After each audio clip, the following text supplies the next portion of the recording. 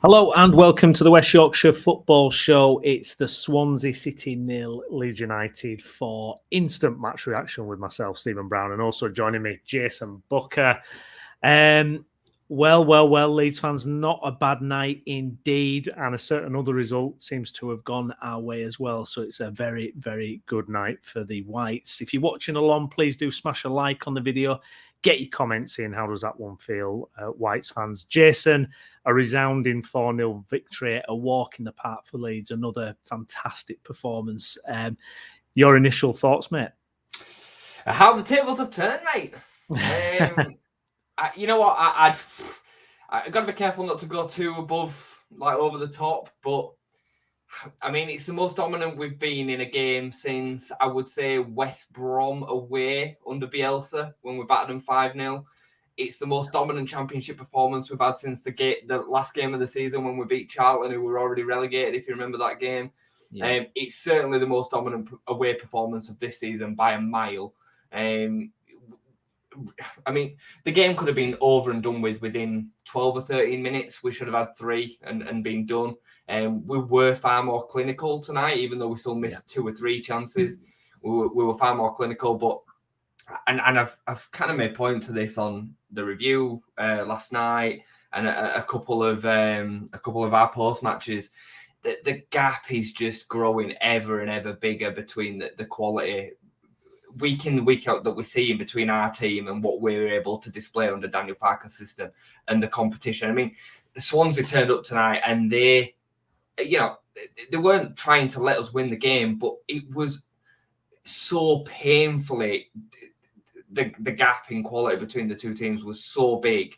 They never stood a chance, mate. They literally never stood a chance.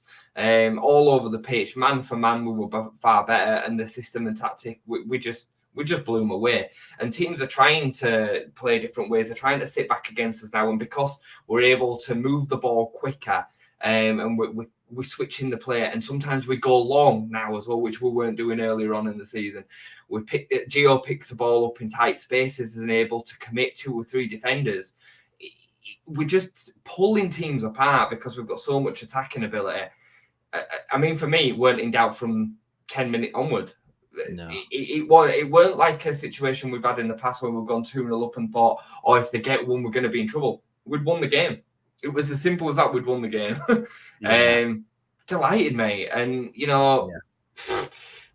given where we were after the Preston West Brom back-to-back games, I were very much of the attitude of, just got to do our best now to kind of get back on the horse, take it game by game. Ultimately, we'll probably finish in the playoffs now. It's probably gone.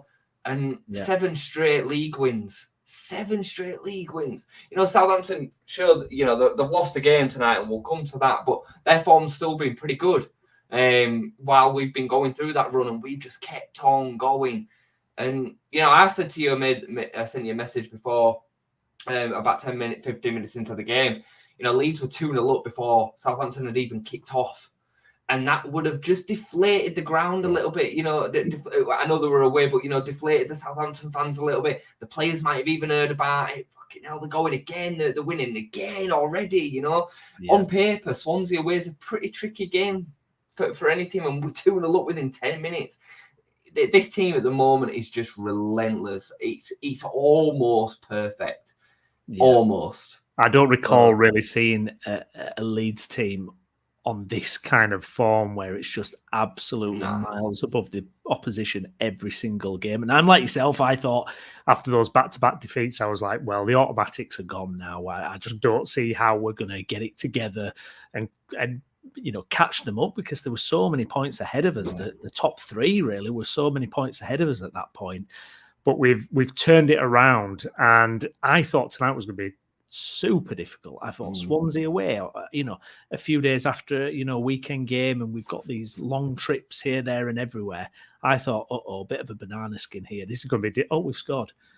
We've scored again. It was just, unbelievable, really. Perfect start to a game, because, we've seen it a few times this season where it's taken us a long time to kind of break through. And Farke's obviously said he wants us to be killers. He wants us to be taking those chances. And it was more ruthless tonight. And, to be honest, if we'd have been fully ruthless, we'd have probably won 7 or 8. I mean, it was just phenomenal chances created. It's almost impossible to speak about this team without comparing it to the Bielsa championship winning team. And I mean, for me, the more and more that time goes on, I still would much prefer to watch Bielsa's teams and watch that team and how magical all that was. It was special. And what Bielsa did, the job that he did, I don't think can ever be compared, because he did it with players that were just not as good as what we've got now. But this team and this squad and what Daniel Farke has created is just so superior. It's so much more dominant. And, we used to all scream blue murder about the fact that we used to just carry on going forward in the scripted patterns because we couldn't get out of it. And that was the way that Bielsa's system was. There were times where we were 2-0 up in games and we'd be like, can we just keep on the ball a little bit and just calm it down? And then we'd be going forward. We'd get hit on the counter while 2-0 up. It was crazy. That doesn't happen now.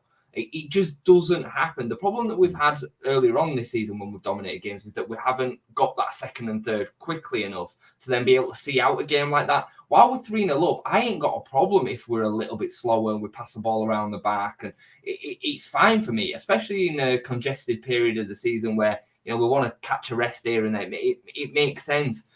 But even when we're in their moments, most of the time, we're not in threat. They had 1 shot on target tonight at home. We've conceded 14 shots on target in 10 league games, mate. 14 shots on target in 10 league games. That's crazy. We've conceded 3 goals this year in 2024. It's just incredible. So even when, we were 3-0 up and they come out for the second half, you would expect a bit of a reaction. They gave a little bit of a reaction, but we were so comfortable, even out of possession. We never looked like we were going to concede. No. So it irritated me a little bit that we'd kind of, I don't want to say dropped off, but I was a little bit edgy at that point because I felt like we're kind of shooting ourselves in the foot. We're so PTSD, mate. PTSD. I'm telling you, it's PTSD because memory kicking in, isn't it? Yeah, from the usual. The opposite to what we saw was what we had under Bielsa, where we just keep going forward.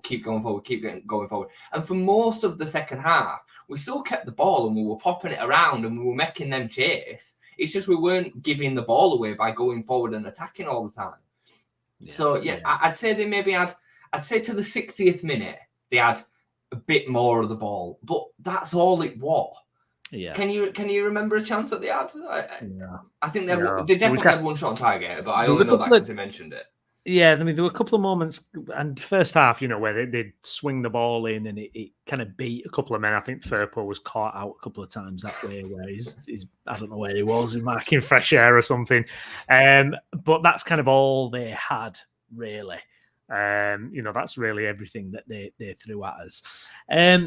Let's go back then. Let's go back to the start of the match, because actually there was something that happened before the game that could have really upset the apple cart and could have, potentially, to a team maybe not in such a rich vein of form as Leeds, could have really disrupted things and, took a little bit of figuring out. And that was the fact that Patrick Bamford, who was set to start, was named in the starting 11.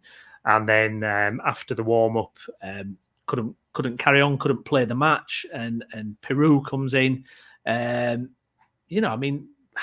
you've worked on a game plan, I suppose, and then you get this that happens a few minutes before kickoff, it could be quite unsettling, but didn't really cause any problems. Obviously, we've been used to seeing Peru starting, especially first half of the season. But, things like that, sometimes it can just knock you off your rhythm, can't it? I mean, I was a little bit like, because I was up and down finishing off work and I'd seen Bamford was due to start, and then when I'm watching the game, I'm like, "Where's Bamford? What's happened?" Yeah. So we did well, really, to kind of not let that get to us, didn't we? It literally weren't even announced on Sky until the game had kicked off. That's how late it was. It wasn't even announced before them walking out for like the pre-match shake of hands and stuff. So it was seriously last minute. I'll be honest, I would be stunned if it's an injury. I think it. I can see you smiling, and then I can see Downs as just. Who's this fella on here now? I mean, it definitely weren't. I mean, again, don't get me into the standard of refereeing. Yeah, it weren't even announced. It was just that Pirro came out, and then the game had been going about 2 or 3 minutes before the commentary team even mentioned that it had happened. So I would be shocked if I found out that it was an injury, because I would have imagined that he'd have come off during the warm-up and he wouldn't have been able to continue or whatever. I would have thought that he's come back in after the warm-up and probably had a dicky tummy, that or something of that kind of way. I'm sure we'll find out straight after the game in the post-match. So to get to your point, it didn't look like it phases at all. If I'm honest, there's a little bit of out of possession work, and we know that Pirro's not going to do that as well as Pat, and we can talk about that until we're blue in face. But the fact that he don't fit the system as well as Pat does. But in that first half, I actually thought he caused a lot of problems. When he went through on his right foot, bear in mind that's his weaker foot. I never thought he was going to miss. Keeper should have done better, but he hits the ball so true. He's very composed in front of goal. I do like him as a finisher. I really like him as a finisher. It's just that press. I think he's a lovely footballer. I really do. I think his technique on the ball, the way he finishes, I think it's excellent. But I'll see saying here. But I think he's a classy footballer. But I just don't think it works the same way when he's in there. His pressing is miles off it. There were a part where a Swansea player burst past him and he's kind of jogging after him. It's just not quick enough. We just don't. I just feel like we lose a bit of that upfrontness when he's in that position, like trying to charge down the defenders. I personally would have liked to have seen Matteo Joseph come in for Bamford, where it's not a like for like, but it's a guy who's, you saw when Joseph came on how aggressive he is in the press. I think we need that all the time to make this thing work. I think we need aggressive pressing, especially from that striker. What I will say to that, though, is, again, Daniel Farke's man management, I think, has almost been spot on this season. If Pat's dropped out of the team and, he turns to his bench and he picks Matteo over Pirro. Oh, yes. You can't. What does that say to your Pirro against Swansea, his previous club? Like, what? Imagine the mood of him when he comes up. And that is important. Like, some fans will be like, oh, well, balls to that. It's professional football. Get on. No, that is important because there's still a seniority level to the situation. Joseph's a youngster that's proven himself. He's still got 15, 20 minutes tonight. Pirro should get that chance. And he scored again. Like, even though he doesn't fit, and most of the time he doesn't, his performances are not, 8 out of 10. He's still scoring and he's still putting in 6s and 7s. I'm just glad to see him out of that 10 role, mate. Like, because we create so much more. Gio, what do you say about the lad? It was ridiculous, isn't it? 3 or 4 minutes into the game, and I'm like, the lad's at it again. He's just taking the pace. He just gets better and better. I have no idea how he keeps the ball as well as what he does. His technique is on another level. Pushes them off. He brushes them off, mate, like they're not even there. He did 2 roulettes today. He was taking the piss. Like, he's such a player. And I love him in the 10. His highlights compilation for this season is going to be about 5 hours long. It's going to be ridiculous. He's had an absolutely ridiculous season. And tonight, again, just incredible. The only thing he misses is goals. Like, if he starts scoring, you're going to be talking about him going to a top team. Like, a top team. He's so talented. And he's only, 21?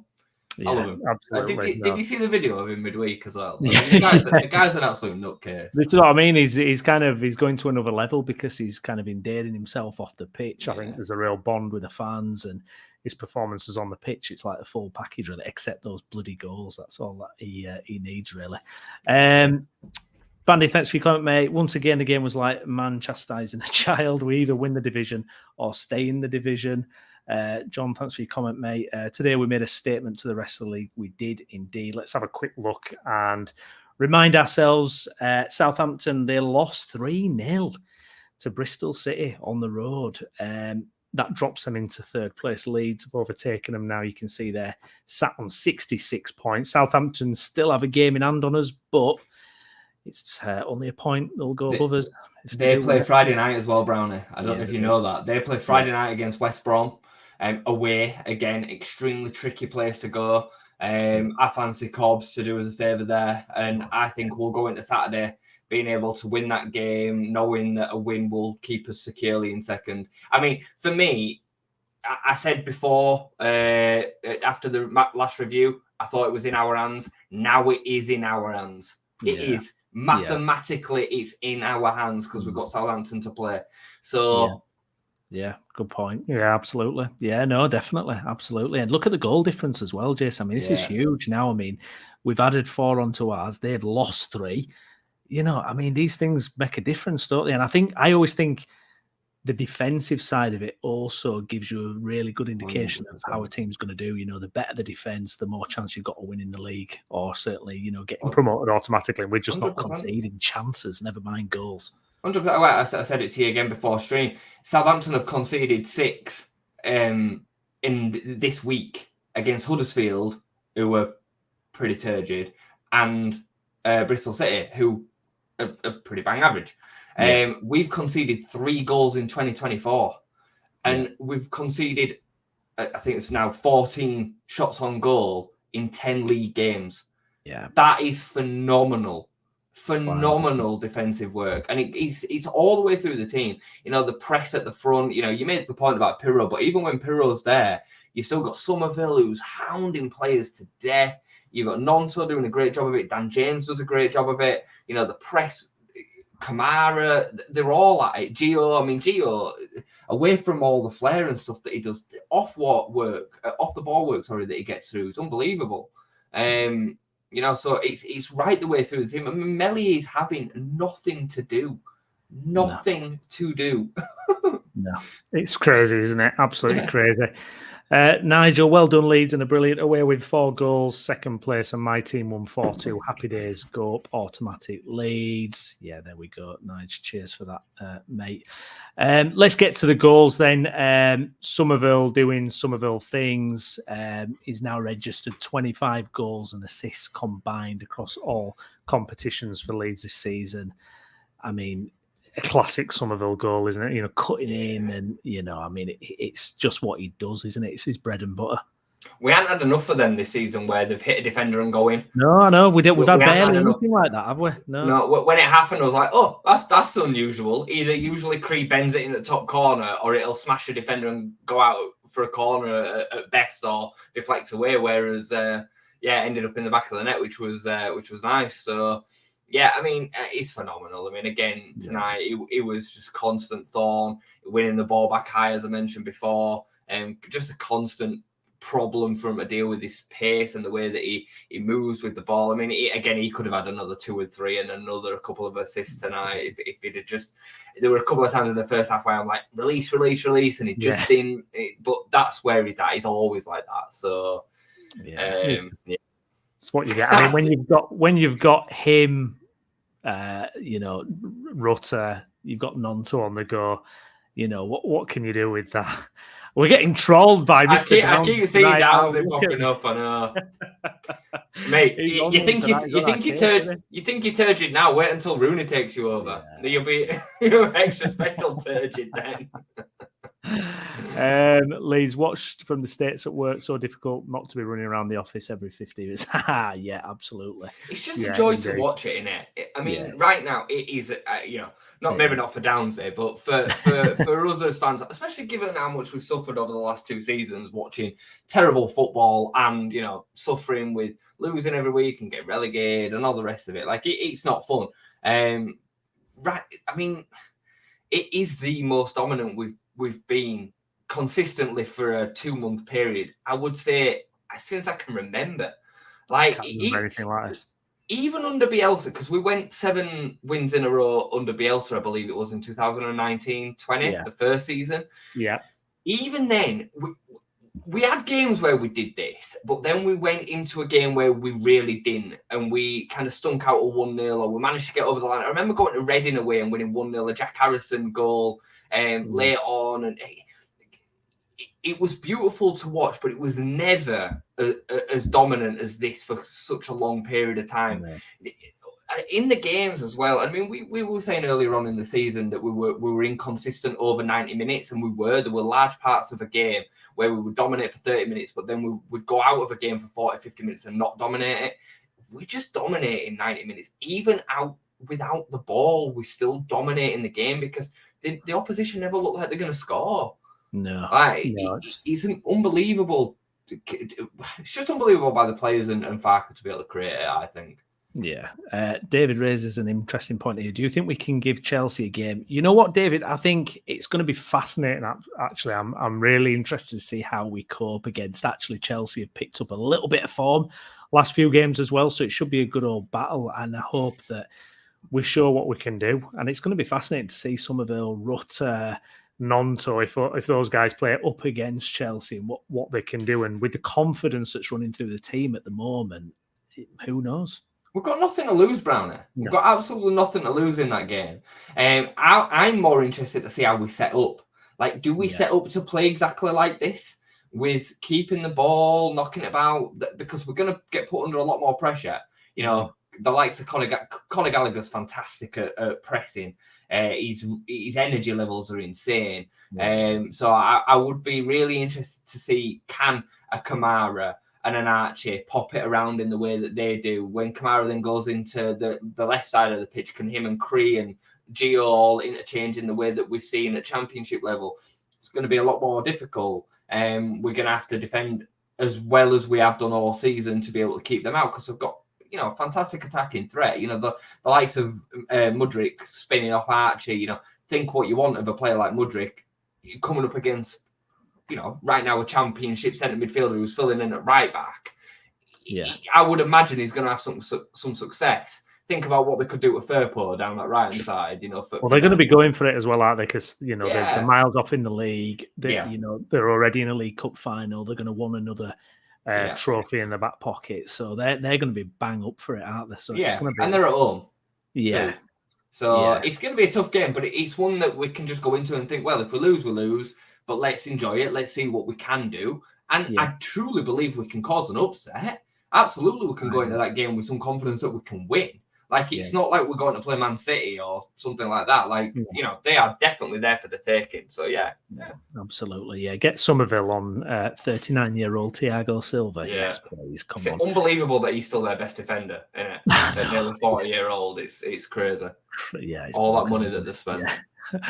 Getting back to the goals then tonight, Pirro, obviously we mentioned it, you know, super finish. It's what he does. You know, again, it's testament to what he is as a footballer, the fact that he's got so many goals, especially with him not starting games recently.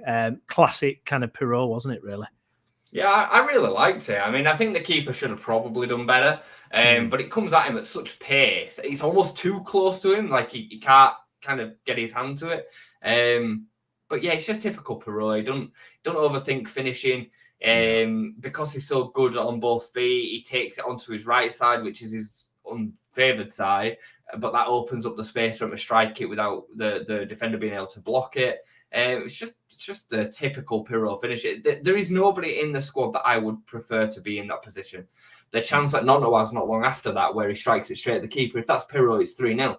Yeah. And I know Nonto then goes on to score and he gets a good finish, but that's the difference between a composed, natural finisher and somebody that can finish sometimes. Yeah. You know, Somerville's a bit like that. Somerville is very, you know, he'll bend one in the top corner and it'll look like a beautiful finish, and then the next time he'll get in the exact same position, he'll put it wide or he'll hit the keeper.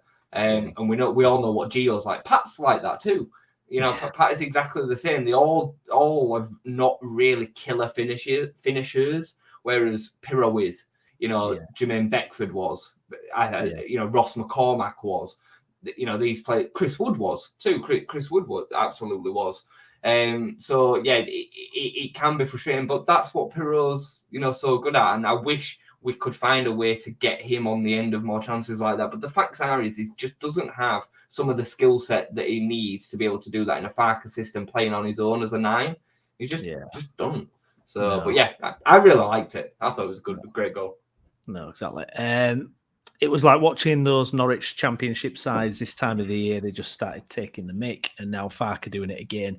Imagine people who thought this was a poor hire for us. Well, I mean, the thing is with Farke coming in, it was one of those situations. It was like the first time Leeds had ever done and made the obvious choice, really, by getting him. It was the one on paper that you thought, well, yeah, it wasn't the sexiest name. It wasn't the most exciting. It wasn't left field, where we thought, oh, what's this going to happen? But you've got to say, looking at everything now, it was the best choice, undoubtedly. I think... You know what? Sorry, go on. No, I was just going to say, I think probably... what happened with Norwich in the Premier League, I think that's cast doubt over Farke a little bit, and also the kind of his Bundesliga experience, which wasn't that bad really. But look at what he's done. I mean, it's just superb. Isn't it? For me, like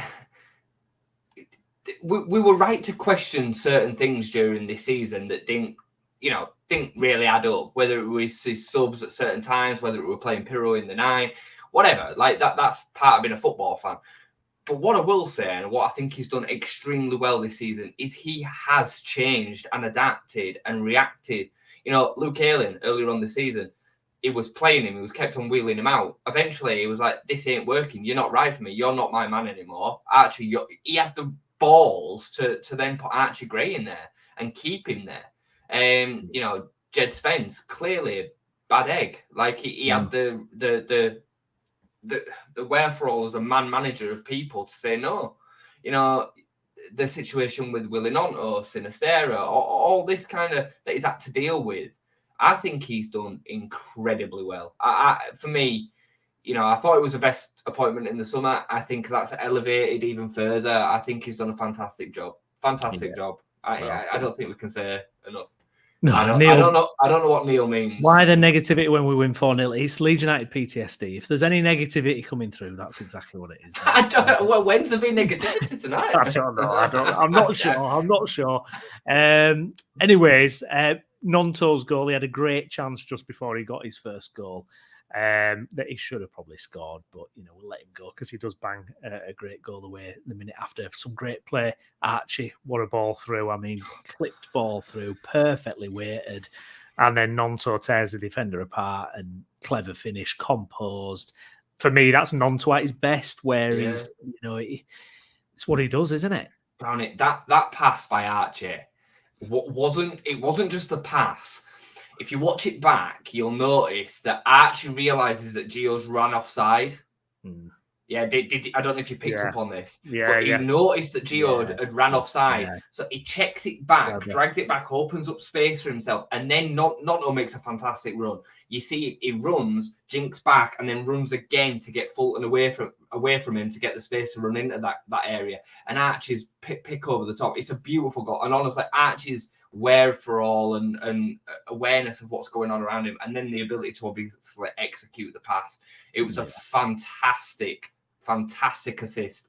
And Nonto, you're right. Like, he could have taken it on his right. This time he decided to cut it back in onto his left, which dragged the defender over. The keeper then gets wrong-footed. Nonto purposely strikes it back into kind of the defender's path, so it makes it even more difficult. It's just a great goal. Great goal. Yeah. And then a superb fourth as well. Nonto second. Swansea, ball breaks loose. Somerville, again, the pace to just pick that ball up, races away from the defender, plays a superb through ball for Nonto. And then Nonto again, another beautifully composed finish, this time on his right foot.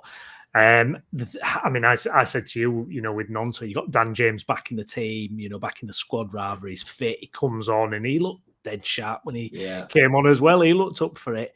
It's a tricky one, that is it, because obviously James has had such a magnificent season. But when I look at Nonto, when he comes in and he's getting these goals, I'm like, I feel like he has a lot to his game that James doesn't. But I don't want to disparage James in that way, because I think he's been absolutely superb and he's fully justified starting over Nonto for a large part of this season. But now Nonto's come. I mean, there was a bit where Nonto was chasing the ball down at 3-0 and he was busting his gut. And I just thought, I don't know how you take him back out of the team. But then how can you drop James? It's horses for courses, isn't it, Brownie? Like, it's a good problem to have, and I would say, for all the skill sets that Nonto has that Dan James doesn't, and there is quite a few. I would say there's a lot of skill sets that Dan James has that Willie Nonto doesn't have either. I think Dan James's ability to drive the ball to the byline, his pace. Nonto's quick, but he's not that quick. He's not rapid winger quick. I would say Dan James overall has shown he's better defensively than Nonto, even though I do think Nonto's improved in that area. But again, Danny Farke deserves a lot of credit for this because he's persisted with playing Nonto on the right when he's had his opportunities, and he's now starting to do different things. He's starting to be able to pick the ball up in different areas and commit defenders in different ways. He's prepared to take the ball down the wing, which he was never prepared to do before. He always wanted to cut inside onto his less favoured left foot. And I just think, there's no right or wrong answer. Like, if Saturday comes and Nonto starts, fine. If Daniel Farke sees that as the right thing to beat Plymouth, fine. If Dan James pops up and plays again and starts the game, fine. And how you manage that is, down to Daniel Farke and man management, but it's on the players to work their way back in. You said it's harsh on Dan James to not get him back into the squad. That's the way that most football clubs and squads work, is that when a player's out injured or suspended, another player comes in and gets his opportunity. If he takes it, he'll keep it. Jaden Anthony had it earlier on this season. He had an opportunity and didn't take it. And he's never been given another opportunity since, because Somerville and Dan James have been playing so well. Nonto got an opportunity this time with Dan James's injury. If Dan James had not got injured, we would not have seen Willie Nonto start. No. It's as simple as that. So I'm okay with it. I'm absolutely okay with it. And if Willie Nonto does have a poor performance and Dan James comes on and scores or gets an assist, he'll work his way back into the starting 11, and he deserved that nonetheless. He doesn't discredit anything that Dan James has done for the rest of this season. No, he's been fantastic. Gail, I always stood up for Nonto because I always thought he was quality. Leeds STL. He's an Italian international playing in the Championship. It's outrageous. Loving it. I'm glad to see the kind of the rebuild of him. Let's not get ahead of ourselves, because a few weeks, I'm going to stand to what I was saying. I was saying, was he really as good as what we made out he was in the Premier League? He had 4 or 5 decent games, and now he's showing a good bit of form again. We know he's a good player, but it's a small sample. It's 2 or 3 games, and I'm delighted to see him back firing. But let's not, I don't think we should get too carried away with it again. Yeah, no. He's had far more worse games this season than good ones, in my opinion. Yeah, I think for me, if we get promoted, I would love to see a new contract for him, because I think he is someone who has got enough talent for the Premier League. Absolutely, I believe that. And I'm just so glad that it's turned round for him on the pitch now. After what was, a difficult summer. And in some people's minds, he had to repay the favour at Leeds. He had to get back on people's good side, which I think is fair enough. And he deserves a lot of credit, Brownie. Yeah, he does. No, he does. Yeah, absolutely. And again, well managed by Farke. Absolutely. Okay, let's have a look then. By the way, guys, if you enjoyed the video, please do like the video as well, and make sure you're subscribed as well. You were just going to bring up Skip's comment, weren't you? Oh, yes. I didn't interrupt it. Let me get that on for you. Yeah, I think the Southampton loss tonight is more important than our win. I mean, we said at the weekend, didn't we, Jess? We thought this is a chink in their armour. They've conceded two goals to Huddersfield. Well, 3 goals to Huddersfield Town in the end. And it was an erratic performance, an erratic scoreline, which indicates that the control perhaps isn't there, or the feeling the pinch, the feeling the nerves a little bit, somewhat, like you say, Leeds are absolutely relentless at the moment. Tonight, it's happened. We said, when are these drop points coming? When is the loss coming after 20-odd games? And they've done amazingly well of Southampton, because they turned around their bad start like we did. They had a lot of ground to catch up and did magnificently well. But is there an argument maybe they peaked too soon? Maybe they've peaked over this period, and to maintain that at this time of the season, it's a lot to ask, isn't it? Absolutely, and they've started experiencing a few injuries too, and they've also been on a really good run of fixtures.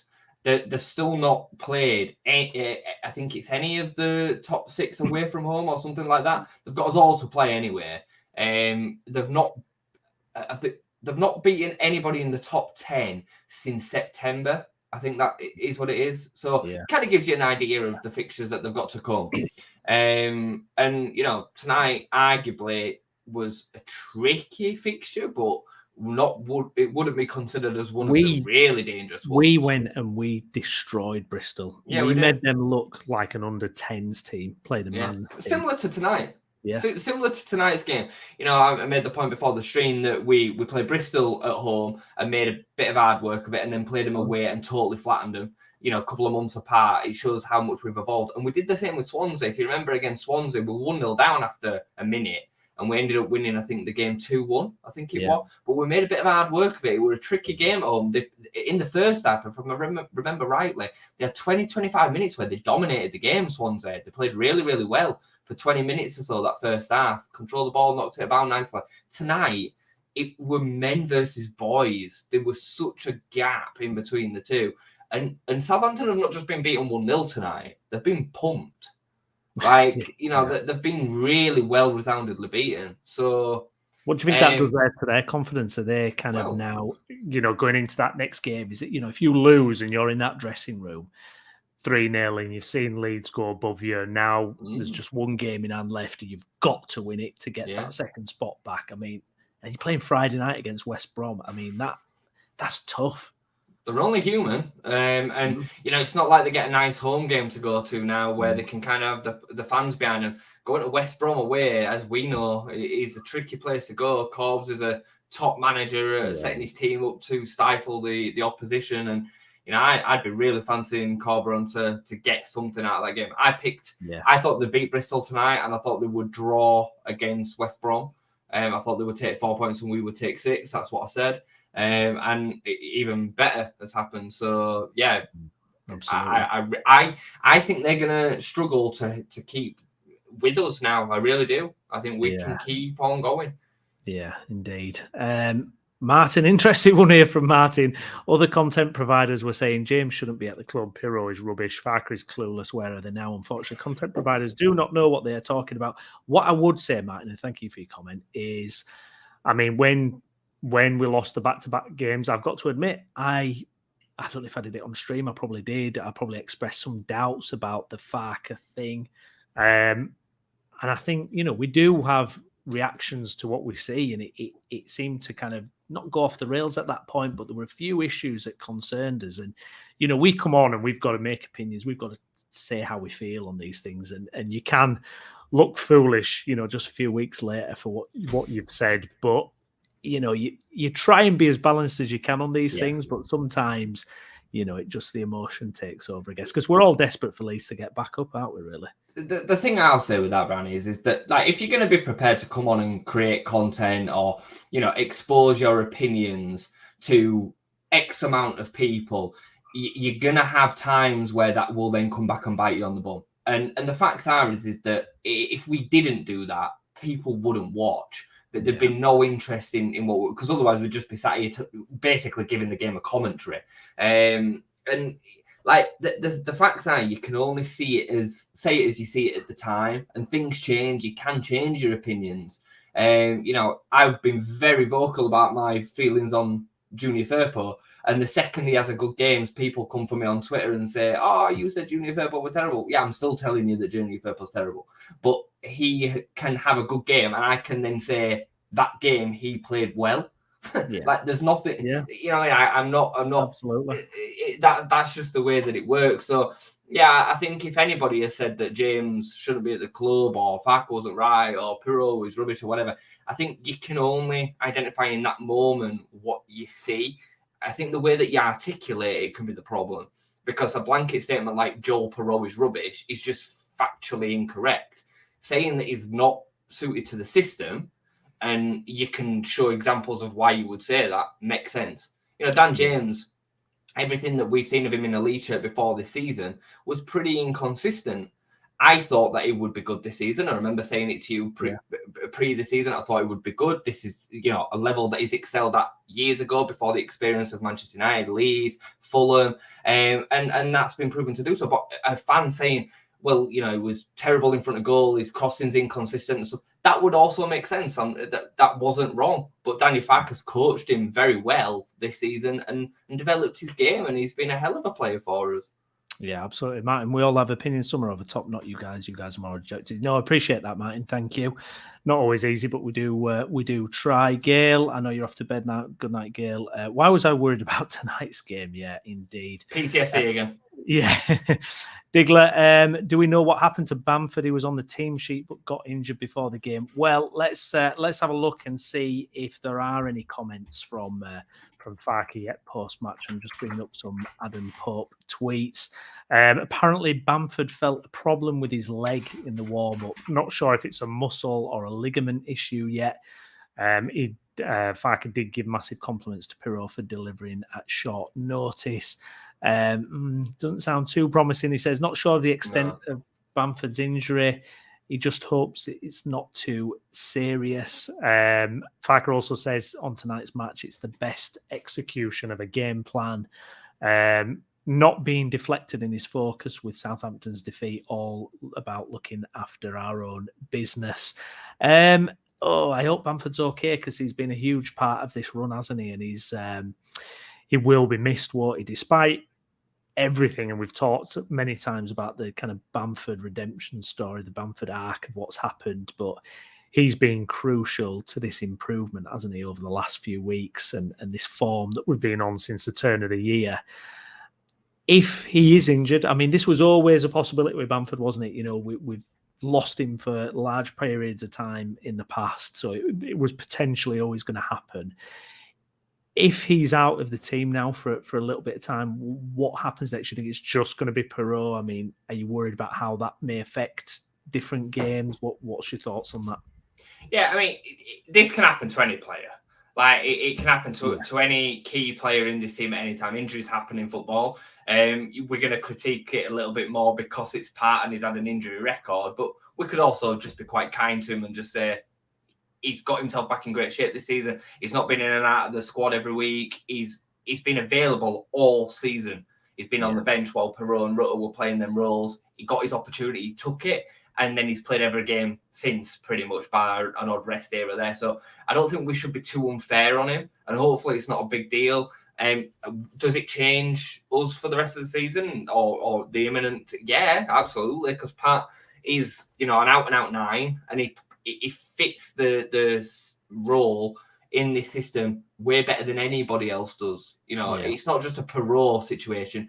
It's Gio, who the club have clearly identified as being able to play as a 9 pre-season. Otherwise, we'd have gone out and signed another 9, I think, on top of Pirot. So he does it better than Gio does. He does it better than Pirot does. And he does it better than Matteo Joseph does. He does it better than Joe Gellhardt does, who's also been played there this season. So, of course, it's going to be a little bit of a problem, but I think we're in a position where we're able to adapt to it far better now than we were earlier on. We don't need Pirot to be playing 9 out of 10, 10 out of 10 every week, because we've got so much attacking talent with some of our Dan James or Nonto in them other spots, and that's forgetting Jadon Anthony, that it almost, it's not as important. I think there'll be games where it shows up more than tonight. Them centre-backs that are going to rough your Pirot around. Yeah. They're not going to, that's not going to work as well, whereas Pat can deal with that. So hopefully it's not too long. But I don't want to get into, it's Pat again, he's broken down again. Like, I think that's a bit harsh. Yeah. I've just got a video sat in screen here next to me, and you know what Gio's like in the aftermath of the game. He's walking down the corridor, and the title from Leeds United is "No Pirot, No Party," and he's in Pirot's face, and he's cuddling Pirot, and he's cuddling Pat, and then Connor Roberts walks past, and he just gives him a wet willy, and it's just so. I just love the post-match Gio videos; are just great out there. Like, the squad are just class. The squad are just class together. Well, I was going to say, like, what do you think the kind of environment is like at the moment? If you were inside that changing room, do you think it's just cloud nine at the moment? And again, you've got to say Farke's man management. If, Jed Spence was a bad egg, you're getting that out of there. It must be an absolute buzzing place to be at the moment, isn't it, that dressing room? Did you finish the game watching the Swansea commentary? No. So on the no, I didn't. No, I didn't. No. When I switched it over after the HD issue that we were all having by the looks of Twitter, I got the Swansea commentary rather than the LUTV one. And they were saying apparently in the changing rooms beforehand that the music was horrendous, but it was blasting out apparently. Like you could hear it all over. They could hear it in the commentary box, and I'm guessing the changing rooms are underneath. And again, it just shows you the spirit and the feeling between the players. They were, they're obviously bouncing. They can't wait to get out there. You can tell that they all have good cliques and relationships between each other. I can't profess to be in the know or anything like that, but when I was at Thorpe Arch and I saw the players coming in and out of the reception to the changing area where they're getting boots on and stuff, you could feel it. You could feel the atmosphere in between the players, including the players that weren't playing. Stewie D, I saw, getting involved, having bants with the other lads and stuff. They were coming over and talking to reception lady, and it feels nice. It feels a really good place to be again after what must have been, well, we know it was extremely toxic last season. So, I mean, I can only imagine. I'd love to be a part of it. I'd absolutely love to be a part of that dressing room. And the more you can allow people like Nonto and Gio to express themselves, the better. The more they can share with the fans, the video that we saw of the 49ers the other day. That's class. That's absolutely class. It brings us as close as we could ever be to footballers now as ordinary fans. And it's something to celebrate, man. It's good. It really is, yeah. Like Digler says here, the chemistry in the dressing room can't be bought. It seems special. Yeah, and I've got to say a big shout out to Gio Rutter as well. I know we mentioned it already, but I just think that kind of personality is just infectious. And the fact that he's become this kind of larger-than-life character, like on the pitch and off the pitch, I just feel like, I mean, how can you not love the guy? I mean, he's just brilliant. I want to be mates with Gio Rutter. Let me see if I can just share this, because I'm guessing that... I'm guessing that everybody else has probably seen it. I just want to make sure I don't share anything I shouldn't share. So just give me 1 second. Close down all your dodgy tabs. So this is obviously in the Swansea dugout afterwards while they're going back in.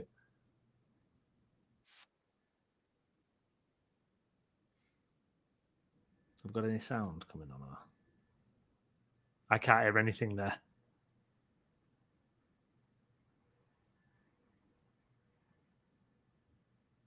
Is anybody hearing anything? We can't hear it. Can you not hear it? No, can you not hear it? Oh, no.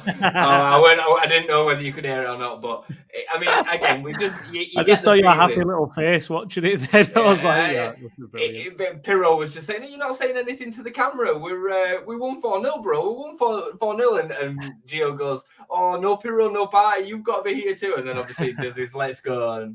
But you can just see how much fun they're all having with each other. And, I just think it's a special... It must be a special changing room to be a part of right now. Sorry that there were no sound. I don't know how to adjust the sound. Yeah, no, it's a special time for Leeds. I mean, let's have a look at some of these stats that we've got here from LUFC data. By the way, if you're on X and you're not following LUFC data and you're a Leeds fan, you need to get on it, because unbelievable stuff that this guy puts out there. Leeds up to second, unbeaten in the first 10 games of the year for the first time since 1975, and we know that mid-70s team was, although Revy wasn't there in 75, it was the Revy boys, basically. So that tells you everything you need to know. 7 straight league wins for the first time since December 2019, that run that you mentioned earlier, Jason. 6 clean sheets in 7 championship matches. By the way, this 12 months ago was the leakiest defence in English football, it felt like. It was. It was, wasn't it? Yeah. It was, yeah. It absolutely breaking our own records, weren't we, for how bad we were. 3 straight Leeds wins versus Swansea for the first time since 1970 as well. All phenomenal stuff, Jason. It really looks to be going from strength to strength. Any chance we can catch Leicester up, do you think? Or is that I mean, 12 points, it's going to be hard, isn't it? They're just super relaxed, aren't they, with it at the moment? I think Leicester are a bit like us in that they found this form a bit earlier as well, but they just roll into games and just dominate games. They are not even really out of second gear most weeks, and they're just breezing past teams because they're just so much better than what they're coming up against, and they've given themselves that blanket. For me, once we maybe get 6 points ahead of Southampton, I'd start looking. I'm not bothered. I'm not bothered. No, I'm absolutely not bothered. No, I'll take second all day long. 100%. I really don't care. I just think, just get up. Like, I don't care. I would imagine that Leicester will go on winning games. They might have the odd, drop of points here or there, but I think they'll break 100 easy. I think they'll probably finish on 110 points, something like that. Like they're a seriously strong outfit, and I think for every win that they go and get, the next one becomes that bit easier. Because it just gets that bit closer, doesn't it? I mean, we're putting this form together, and we just don't seem to even be catching them. So yeah, ridiculous, isn't it? Yeah, but I'm not. I truly am not bothered. I couldn't care in the slightest, if I'm honest. We won that a few years ago, so we don't. Boring. We don't want to show off, do we? No. Just getting back to tonight's game, and I know obviously this review's been a little bit all over the place, but we're a little bit excited, as you can imagine. The subs that came on then, we saw Dan James, we saw Anthony, we saw Gelhardt as well, who seems to be getting a few more minutes. What did you make of the subs? I mean, Dan James to me looked right back up to speed, to be honest, when he came on. Yeah, it looked great. It looked fully fit, looked sharp. Great to see him, getting the minutes to now get his opportunity to get that spot back. Not to score 2 goals today. So unless Farke's thinking rotation, I would imagine that Nonto will start on Saturday. And he probably deserves it. Like, going back to the comment earlier, I think Dan James is arguably our player of the season, but he shouldn't just walk back into that spot, given that Nonto has impressed over the last 3 games. He was injured. The player that's come in to take charge while he's been out has played well. He deserves to keep that spot until he doesn't play well. So I'm all for it. But it was great to see him come on and have that kind of desire and that drive. I'm really excited to see him play with Connor Roberts, because I just think that connection is going to be really, really good. Connor got another, I think, 20 minutes or so. We got to rest Archie for a good period of the game. I do imagine that you'll start seeing Connor Roberts starting games at right back. Yeah. I just can't. I can't imagine a world in which we sign a player with his pedigree and experience in the Championship and quality, and then just not start him. It looks so assured, doesn't he? Yeah, he's class, mate. He's class at this level. And I what that then means to Archie and where we put him, I'm not sure what his minutes will look like. He deserves minutes. He deserves lots of minutes, not just because he's a young player that's playing well, because he's one of our best 11 players. Like now at 17, it don't matter what age he's at. Like, if he's good enough to be starting in this lineup, then he starts. Kamara was really good tonight as well, though. Yeah, I thought Kamara was superb. Yeah. I thought Gruev were a bit shaky at times. I thought it was one of his lesser performances, but it was still a 6 or a 7. Why do you think that was? Was he just, I know he misplaced a couple of passes.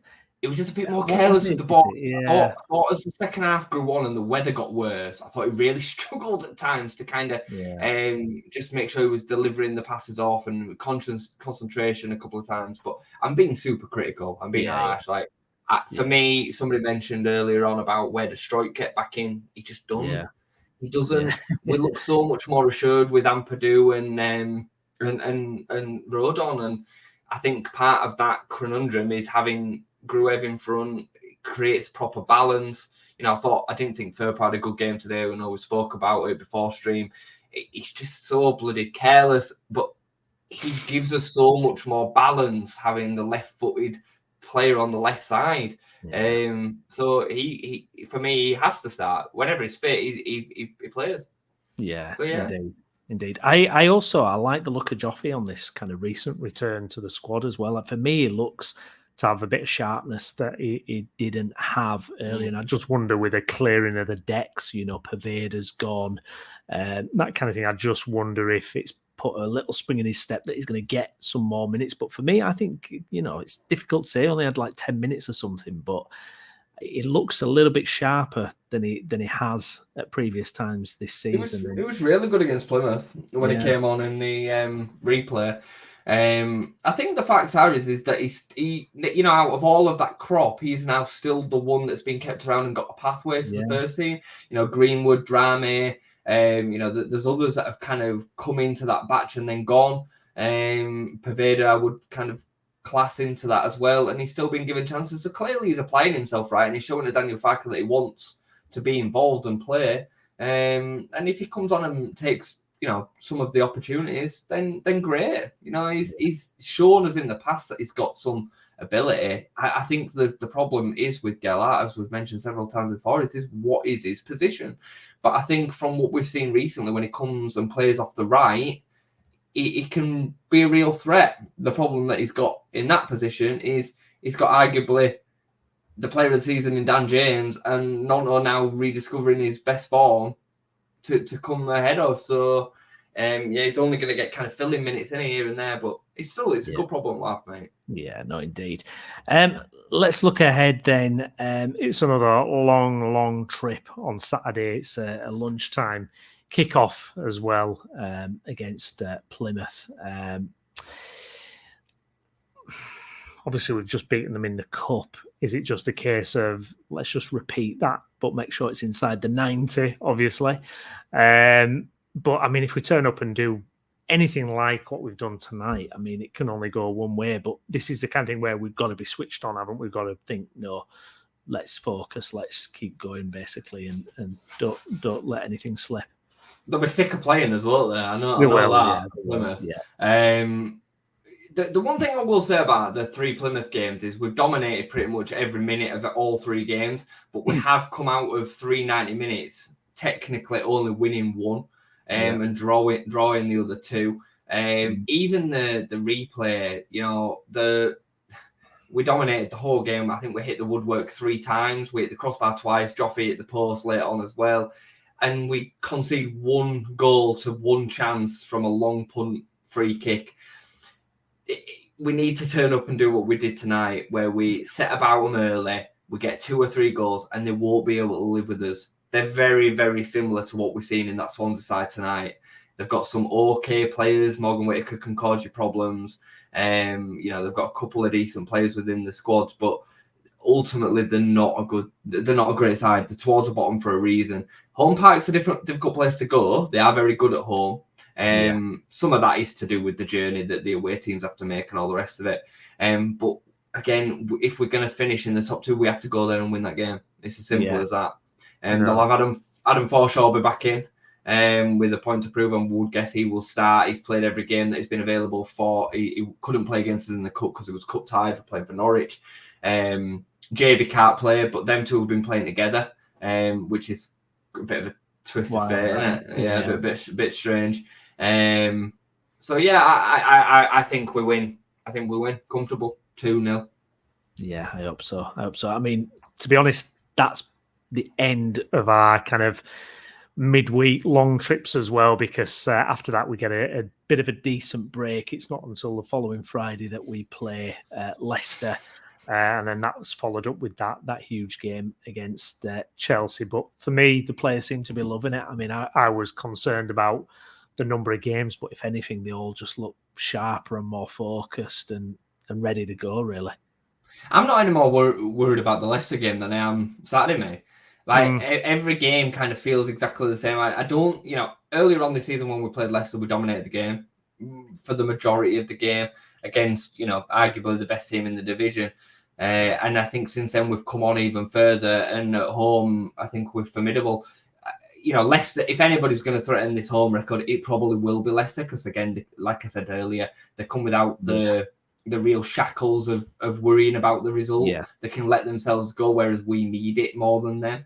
The likes of Jamie Vardy, I think, turn up for them kind of games. He's a bit of an S-house, and he loves it. He loves stirring it up, and they're a good side. But let's enjoy trying to win that game instead of getting we need to win. Otherwise we won't go up and it'll all be over. Let's just go and try and win the game and enjoy it. It'll be a good game. I think it'll be a great game. That. Yeah, it'll be great, and I won't get to see it. But anyways, I'll watch the highlights, I'm sure, Saturday morning. Overall, though, another fantastic night. This is miles away from what we went through last season and the year before. And like you say, I mean, that's the message, isn't it? Just enjoy it, because we've got some fantastic footballers. Certainly for this level, we've got, unbelievable talent, and it's fun watching Leeds, isn't it? It's so fun to watch how good we are, and the goals we're scoring, and it's just brilliant, isn't it? It's as close as we will ever come to feeling like Man City. It really is, in terms of the perspective, because Man City for years under Pep have just blown everyone away and dominated the league, pretty much roll out every week expecting to win every single game. Like, that's what we're experiencing right now. Like, I mean, it's so comfortable, Brownie, in some of these games. It's unbelievable. Like, at times tonight, you could have been mistaken for thinking that we were playing a non-league side. And that sounds disrespectful to Swansea, but it was that far apart in terms of quality. I mean, like I said, Gio were just taking the piss. From minute one, he was just having fun out there. It were like he were playing a professional game of football that took us into an automatic position spot. Like, it was just like you were playing with his mates. It's unbelievable. So just enjoy it as much as you can. Keep it rolling, man. Leeds are going up. Leeds are going up. We certainly hope so. 7 straight wins, Brownie. 7 straight wins. I know. It's phenomenal, isn't it? I mean, Leeds fans experiencing 7 straight wins in the league. I mean, it's just, it is absolutely extraordinary. Jason, anything else we want to cover or have missed before we disappear into the night to watch highlights of that game over and over? Watch Gio say, "Let's go!" What we're doing for next hour. No, mate. I think on to Plymouth, on to another hopeful 3 points, and then we settle down for what will be a tricky game against Leicester. But again, we just go into every game fully expecting and believing that we can win. And I think, Saturday for me can't come quickly enough. I'm just enjoying watching the boys play and express themselves, and let's just enjoy it while we can. And fingers crossed Southampton, feel the pressure on Saturday night. I think they will. I really believe they will. And I think when it comes to then Saturday and the players are aware that Southampton have lost the night before, they'll make sure that they deal with business on Saturday. This team's, I've made this point yesterday on the review about the playoffs. I'm going to make it again before we finish. This team is not the same fickle underbelly that we've had in the past. Players like Joe Rodon, Ethan Ampadu, experienced internationals. Ethan Ampadu playing at Chelsea at 16, 17, made his professional debut at 15. Chris Somerville, Panenkering penalties last week, and so Gio Rutter. Do you think Gio Rutter gets hepped up about playing Plymouth away because we go into second place? Like, no, he doesn't. He's thinking, I can't wait to wait. Part I would still kind of class in that kind of category as the Jack Harrisons, and I'd say Liam Cooper's a bit like that. But the majority of this squad is not like that. Mo Kamara's played in European finals. You think he's worried about playing a playoff game? No, he thrives off it. Archie Gray, being in it. Sorry, I'm on a. No, I to be honest, I think you make a great point, because I think it is that thing of we've been so used to a group of players for a number of years, and obviously we've really suffered the last couple of years, and you automatically kind of let yourself think, but we're gonna this, we're gonna that. But I think you're right. I think these players are made of sterner stuff, and this squad is not the same. No, I would be fully confident if it ends up being playoffs, which I really don't think it will. But if it does, I'd be fully confident in backing this team, because I think they would excel in it. And they're not the same squad. They're really not. And Daniel Farke's, he's not been part of any of that past. Like, it's all in Leeds fans' head when it comes to this kind of, again, PTSD. It is, mate. I'm telling you. So true, so true. Up the lights. Yeah, Diggler team is the least stressful team ever. Very unusual. Yeah, I've got to agree with that. Interesting point from CB. Saints going on a bad run now. Well, I mean, if you look at Southampton's games coming up, I mean, they've got that difficult trip against West Brom, followed up with Hull. Millwall. They've also got an FA Cup game. It's tricky for them. It's a tricky tricky spell. So hopefully it will be drop points. I mean, Ipswich are playing tomorrow, aren't they? I mean, do we just think Ipswich are they're 6 points behind us now. They've got obviously a couple of games in hand, but tough for them. I mean, Millwall away tomorrow. They've got Swansea away at the weekend. We're not as concerned, are we? I don't want to do what that Saints fan account did on Twitter, though, where they kind of... he'll be regretting that now. Yeah, no, we're not going down that path, so we'll respect Ipswich and say we'll wait and see. But you have to respect Ipswich for what they've done. I they're mean, unbelievable. Just from a football theatre, phenomenal. Yeah. What they've achieved this season already is already unbelievable. Even if they were to finish on the points total that they're on now, they'd be semi-happy with it at the beginning of the season. That the points total that they're on keeps them up. It's wild, you know what I mean? So this is a recently promoted team. They've done unbelievably well, and I hope they go on to finish in the playoffs. I'd love to see them come up, if I'm honest. Yeah, I would. Like, if we finish second, I'd love to see them win the playoffs. Love it. And I love them kind of stories in football. Yeah. So, Ipswich are a big club as well. I think of Ipswich as, Matt Holland, Darren Benn, George. Yeah, Finidi George and George Burley were the manager, right? Who took up to George Burley, back in day. Like, I remember him finishing directly behind us the year that we finished third. That unbelievable team. So for me, the cup with Bobby Robson back in the day, and Alf Ramsey and all that. So Alan Brazil, big player for him. Like I'd love that. So no discredit to Ipswich at all, but I think they've shown probably where they are at. Over this last 10 games. Kieran McKenna hasn't got the experience to be able to deal with that. He's learning on the job. Same goes for Russell Martin. And again, nobody you would prefer to have than Daniel Farke in this situation. Talking about this run of form that we're on now, and fans losing their heads, including me, and overreacting after Preston and West Brom. The one person that weren't panicked was Daniel Farke. He goes back to the drawing board, keeps the players calm. Players are all on board. They're all behind the process and the system.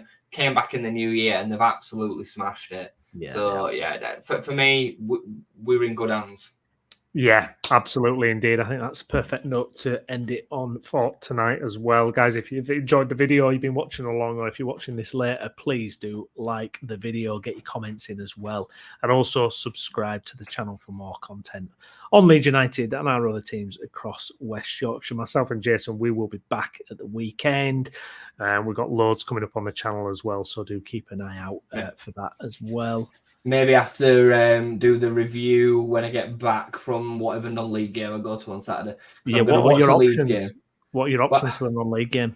I'm gonna watch the Leeds game at 12:30, and then I'm gonna dash straight out at like 2:15. It's gotta be somewhere really close. I might just end up going to Park Avenue. But we'll see. So review at like the normal time if it were going to be. If it were at 3 o'clock. Yeah, spot on. Good stuff. Excellent. Well, thank you very much for joining us. I've been Stephen Brown. With me has been Jason Booker. Jason, thank you very much. Thank you, mate. And we'll catch you again next time. Thanks for watching.